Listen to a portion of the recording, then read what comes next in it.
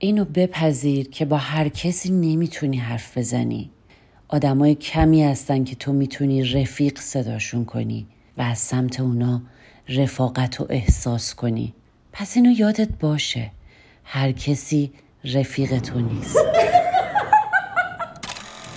سلام، من نیوشا هستم، یک بازیگر مهاجر. به کانال من خوش اومدید. یه دوست خیلی خوشگلی دارم که تو ایران یه دوبلر خفن بوده و من الان اومدم دفترشون توی استانبول دیدنش.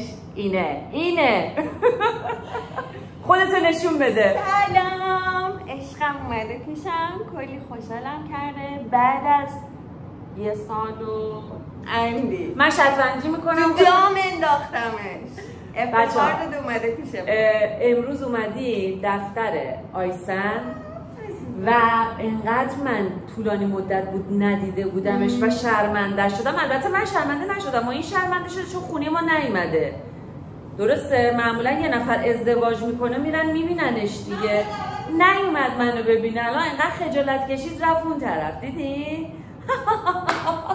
اینو داشتم میگفتم که آیسن یکی از بهترین دوبلرها توی ایران بوده و صداش واقعا زیباست. حالا اگه بتونم رو مخش یه ذره کار کنم اینجا میگم براتون یه چند تا صحبت بکنه.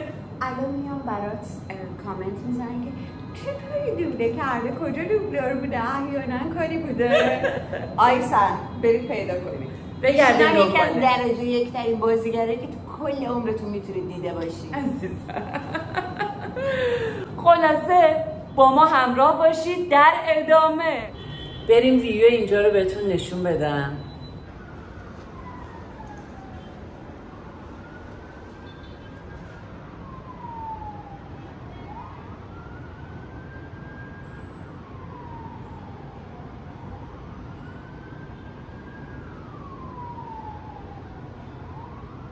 خب به ما بگو که این قبرستون داستانش چیه الان اینجا؟ قبرستونی که اینجا میبینی یکی از تاریخی ترین و قدیمی ترین و یکی از گرون ترین قبرستونای استانبوله که یک قبرستون قدیمی و آنتیکی بوده توی تاکسی، توی سمت خیابون استقلال.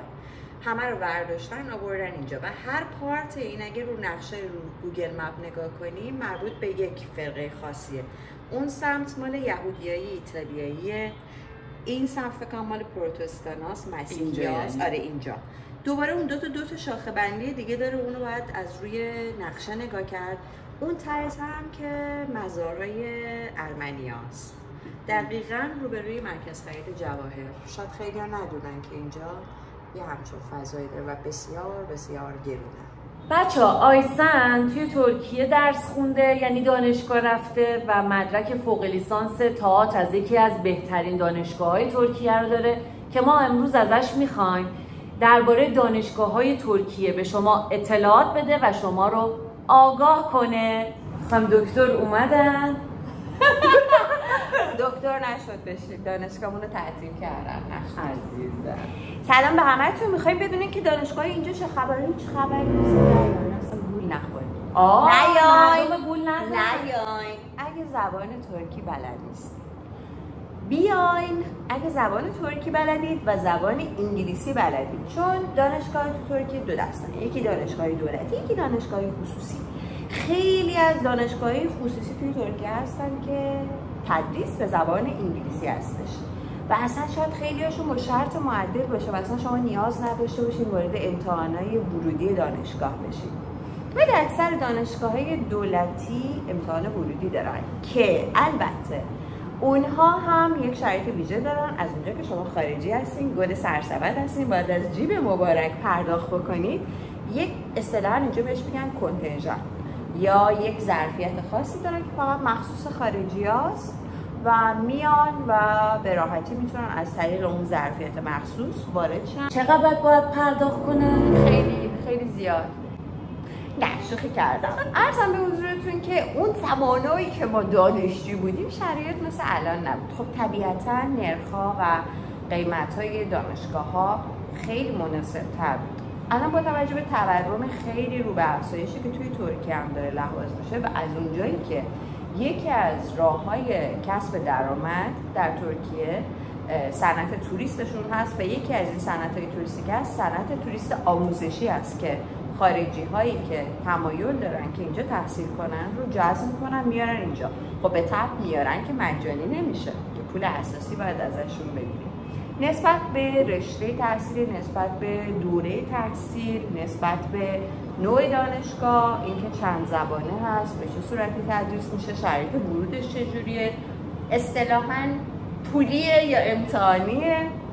خب طبیعتا این نرخ فرق در واقع امتحانیه شامل کسی میشه که زبان انگلیسی یا زبان ترکی رو بدونه، باید حتما وارد امتحان. و شرایط الان جوری شده که تو خود این استانبول من بعضی وقتا میگم اینم دانشگاهه اونم دانشگاه، اینقدر میزان دانشگاهی اصطلاحا غیر انتفاعی و یا دانشگاهی خصوصی زیاد شده که اصلا قابل پیش بینی نیست که چه حجمی از دانشجوهای خارجی میان میرن. در واقع این امتحانات برای دانشگاه‌های دولتی بیشتر گذاشته میشه. آره، امتحان ورودی بیشتر برای دانشگاه‌های دولتی هستش و خیلی از دانشگاه‌های خصوصی معتبری که نیاز هست که با امتحان ورودی واردش بشیم و حتما باید این نسبت به اون سویه و ترکی در نسبت به سویه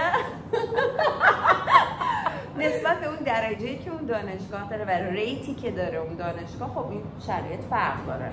تو از زمانی که ورود کردی به دانشگاه چطوری ورود کردی و دانشگاهتون آیا دولتی بود یا خصوصی بود؟ اون شرایطی که گذروندی چی بود برای ما توضیح بده؟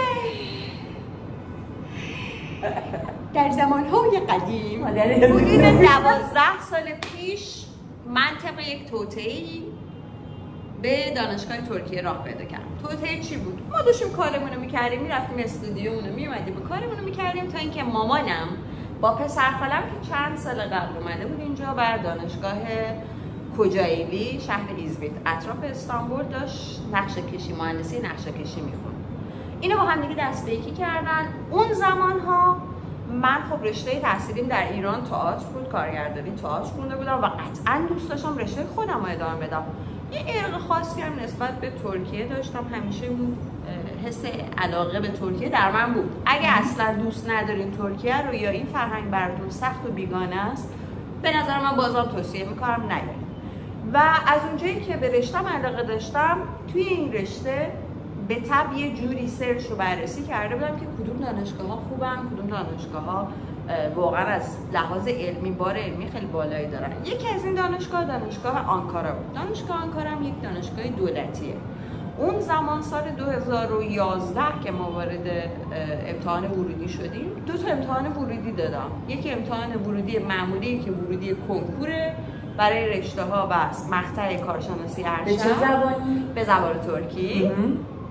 و البته من زبان ترکی اون موقع اصلا خوب نبود. من دوره تومر همون زبان ترکی رو دیده بودم، خونده بودم خودم. اینجا من اضافه کنم که تومر یکی از در واقع برترین زبان‌های ترکی مثل آیلتس، مثل تافل. توی زبان ترکی هم باید مدرک تومر داشته باشید. برای ورود به دانشگاه C1 حتما لازمه که این مقطع رو امتحان بدید و این رتبه رو به دست بیارید. و یک امتحان دیگه هم از اونجای پولمون اضافی بود، اصلا نیاز نبود، چون ذهنیت ما میزان سطح اطلاعات و معلومات دانشگاه‌های ایران هستش. ما گفتیم حتما انگلیسی لازمه. یه دونه امتحان جداگونه واسه انگلیسی بود که اون موقع یه اسم دیگه اضافه کاری شدید کردن. و ما امتحان رو دادیم، خدا روش قبول نمیشه، میریم دیگه. چه خبره؟ اینجا بزرگراه ایبشه، یکی از شاهرگ‌های اصلی استانبول هستش. روی این از هر چند سالی یه بار از این شاهرگ اصلی که اروپایی وصل میکنه به آسیایی آمبولانس رد میشه. بله داشتم. آره خیلی عرض میکردم. اختیار دارید. عرضم به حضورتون که دیگه ما گفتیم قبول که نمیشیم و حالا امتحانه رو دادیم دل مامانمون خوش بشه. آقا زهر قبول شد. یه رتبه بود که به درد میخواد. تازه فهمیدیم مثلا رتبه نمیخواسته. چی کشیدیم ما؟ الان راحت پر اطلاعات همه جا. یه سرچ کنی هزار تا اطلاعات میاد بالا. اون موقع ما هیچی نمیدونستیم. اینقدر راغب نبودن. نه اصلا چرا بود ولی راغب کمتر بود به نسبت الان. بین صدا میداد. دقیقاً. و اینکه دیگه اومدیم دیدیم حالا میتونیم فکر کردیم تموم شد، در فردا میریم دانشگاه، میگم بفرما. رفتیم دانشگاه، چون رشته هنری و تئاتر بود امتحان ورودی داشت. ما 2 تا ایرانی بودیم، 3 تا، یکیمون که اصلا تعطیل، مریم بپرسی برای تعریف میکنم. من فارغ التحصیل تئاتر، ترکیه تعطیل، مریم فارغ التحصیل ماتماتیک یا ریاضی، ترکیه عالی بی‌نظیر.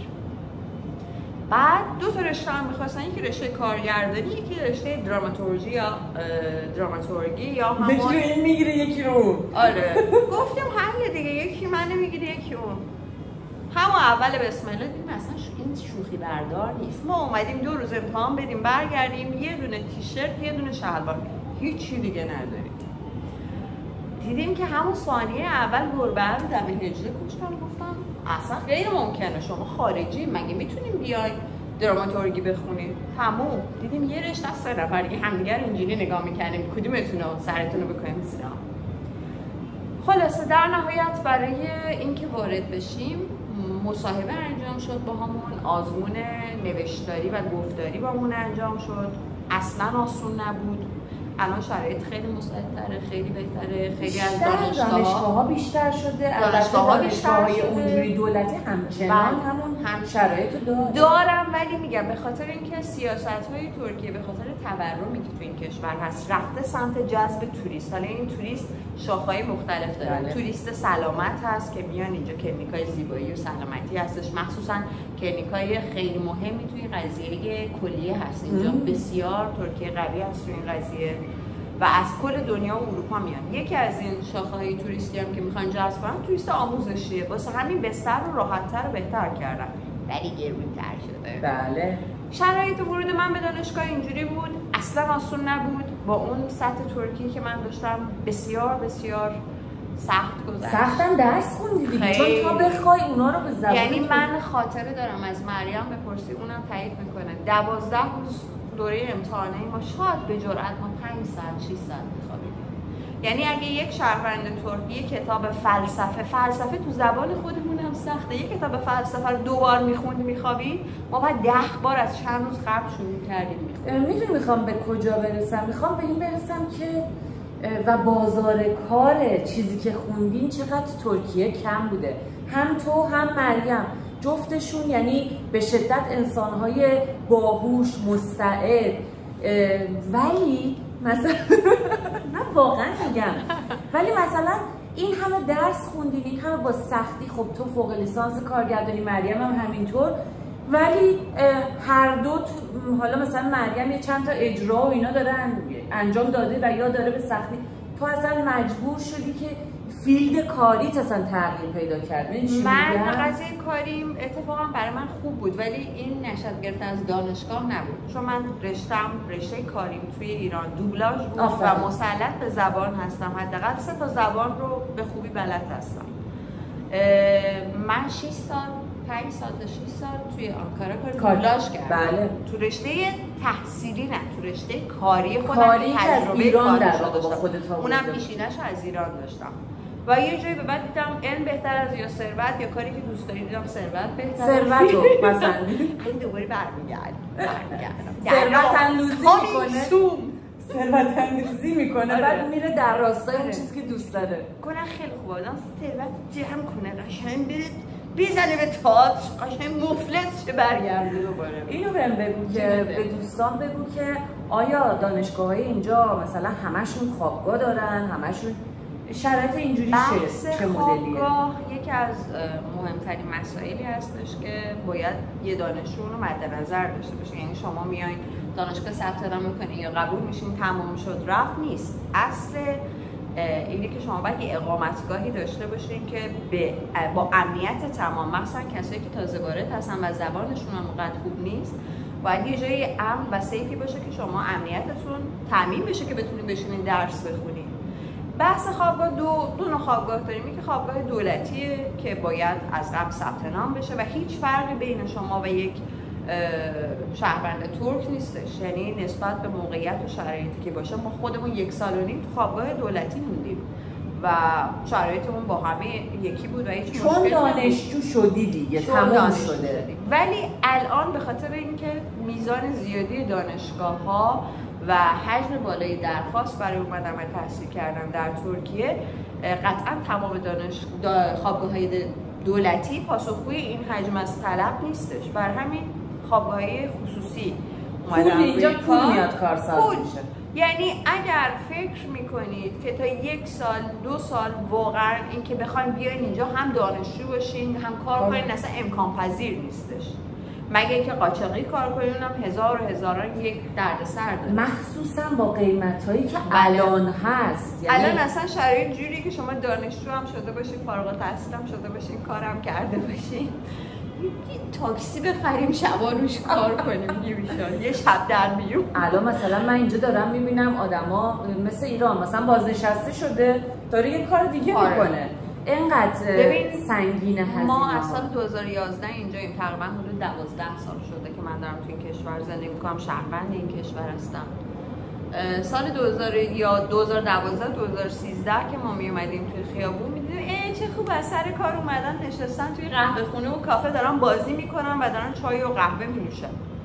کم کم این خیلی کمتر و کم رنگتر شده. الان شرایط جوریه که دقیقاً مثل یه دوران ایران که همچنان ادامه داره، تو کوی و برزن و تاکسی و اتوبوس و مترو همه دارن از بعد اقتصادی و میزان تورمی که روز به روز داره افزایش پیدا میکنه. من مقایسه کردم تورم اینجا از تورم ایران هم بالاتره. خیلی.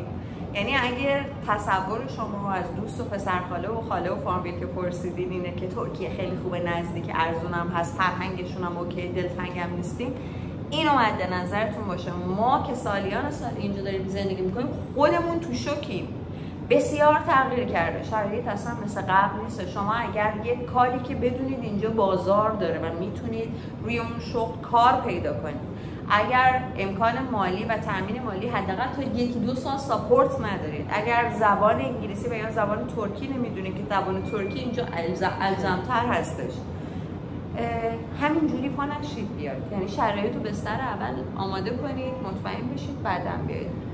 آره، چون خیلی‌ها در واقع میمدن به من میگفتن که شرایط دانشجویی اومدن به ترکیه چیه. من به ذهنم رسید که خب آیسن مریم رو گیر نیاوردم، دم دستم نبود، آیسن رو گیر آوردم. من گیرش آوردم. باشه این منو گیر آورد، راست میگه. آیسن منو گیر آورد ولی منم بعد اون رو گیر آوردم، نشوندمش اینجا درباره دانشگاه‌ها براتون صحبت کنه. اینکه ورود به دانشگاه، اینکه خوابگاه، این هزینه‌ها، که یه مقداری اطلاعات رو از زبون کسی که اینو تجربه کرده بشنوید. چون بعضی وقتا ما تو اینترنت یه سرچ می‌کنیم به نظر خیلی ساده میاد، ولی با کسی که تجربهش کرده که صحبت می‌کنیم اینقدر سخته، نه نمیشه، میدونی؟ ولی تاییدشون رو هم خالی نکنیم. نه. اقامت دانشجویی، بحث اقامت هم که از مهمترین مسائلی از کسایی که به مهاجرت به ترکیه فکر می‌کنن. اقامت دانشجویی و رزیدانسی دانشجویی توی ترکیه یکی از معتبرترین نوع اقامت‌ها هست، یکی از بی‌دردسرترین نوع اقامت‌ها هست. شما وقتی دانشجو میشین اینجا هزینه اتوبوس و مترو و وسایل نقلیه عمومی دچار تخفیف میشه، با تخفیف میتونیم پرداخت کنیم و همه از مکان‌های مثلا تاریخی فلان بلیط‌های کنسرت، بلیط‌های تئاتر، بلیط‌های هر چیزی که فکر کنید تو خیلی از چیزا آوانتاژ واسه شما در نظر گرفته میشه واسه اینکه دانشجو هستید. و یک فرهنگ عامه توی ترکیه هست که دانشجو رو یک موجود پور دوست داشتنی که باید بهش برسی و مواظب باشی هست که تو محیط اطراف پیرامون هم همین که میگی دانشجویی همه حواسشون به شما هستش به نوعی. کلا مردم ترکیه مردمی هستن که مردم مهربونی هستن. هرچند ترکیه واقعا جوری شده الان با میزان ازدحامی که از خارج وارد شده، هر شهرش واسه خودش یک کلونی خاصیه و یک سری فرهنگ‌های خاصی داره. مثلا آنکارا خیلی شهر دانشجویی و هر چقدر بیشتر سمت شهرهای اروپایی میری، خب طبیعتاً اون حس خودمونی بودن و صمیمیت کمتر میشه. سمت آنکارا خب آناتولی مرکزی محسوب میشه و یکم فرهنگش متفاوت‌تره. و به این صورت ما به این نتیجه میرسیم که شما میتونید به راحتی بیاید تو ترکیه درس بخونید، ولی باید خیلی پشت کار زیادی داشته باشین و صبور باشین. آره صبور باشین، بتونید این موانعی که هست رو رفع و رجوع کنید دیگه. به این معنی نیست که آی نه این سد راه شماست و نمیشه. چرا میشه؟ زبان بدونید و حرکت کنید و البته پولی هم باید داشته باشن. 100% نسبت به خیلی از کشورها شاید اینجا آسان‌تر باشه دانشجو شدن و حتی مرغوم به صرفه تر باشه از لحاظ ویزا و درخواست ورود به اینجا خیلی آسان‌تر باشه، گیت بازتری باشه واسه دانشجوها. ولی بدونید اینجا شما که میایم بادتون نمیزنن، شرایط اونقدر گل بلبل نیست. هر جایی هر موقعیتی سختی خودشو داره. اگه واسش آمادگی دارید بفرمایید، اگه نه روش بیشتر فکر کنید بازم بفرمایید. امیدواریم اطلاعات آیسن به دردتون خورده باشه. در انتها ازش میخوایم که با صدای دوبلوری که توی ایران انجام میداده. آقا چرا هر کی دوبلور بهش میگن صدا در بیاره؟ بابا بفهم صدات کدومه دیگه. من صدایی ندارم، فقط دوستم که شما خیلی دوست داشته باشم. اگه دلتون میخواد میتونی با یه همچنین هرچه الان هر کی باز میکنه سوشال میدیا همه با یه صدای خوشگل اینجوری ببخشید و اینا داره حرف میزنه. ربطی نداره. دوبله شناختی نه؟ صدا بازیگری نشناختی. شناختم. خدافظی کن. من باید بگیرم بزنمش بکنم. ما بریم کتککاری کنیم. مرسی که با ما همراه بودین. لایک، کامنت، سابسکرایب هم بگو. یادتون نره ما رو به دوستاتون منو به دوستاتون معرفی کنین. ولش کنید. نیوشا رو به دوستاتون معرفی کنید. منو نه، منظور کانال منو. خانم نیوشا مدبر برای تمام فصول در خدمتیم. بای بای. بای بای.